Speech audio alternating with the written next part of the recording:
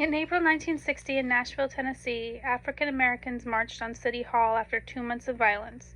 Within 2 months of the movement, it exploded to 65 cities. This video is about the prior 2 months. The video starts with the mayor explaining how great Nashville is. He calls it the Athens of the South.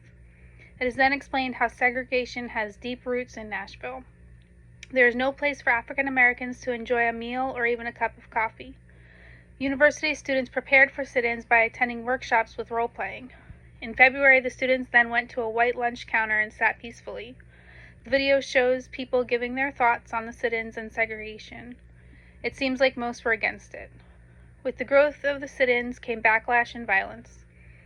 This even happened to whites who supported the movement. During the sit-in on February 27th, the students were asked to leave the whites-only counter, but they refused and were arrested. Being arrested actually unified the students more. The judge in the case against the African Americans spoke about how difficult it was to come up with a judgment on whether or not the students were guilty. He found them guilty, and they were given a choice of a fine of $50 or spending a month in jail. Each student chose jail. The African American community rallied for the students by avoiding shopping downtown. In April, there was an attack on one of the African American lawyers from the trial. In response to African Americans coordinated to march to speak with Mayor West.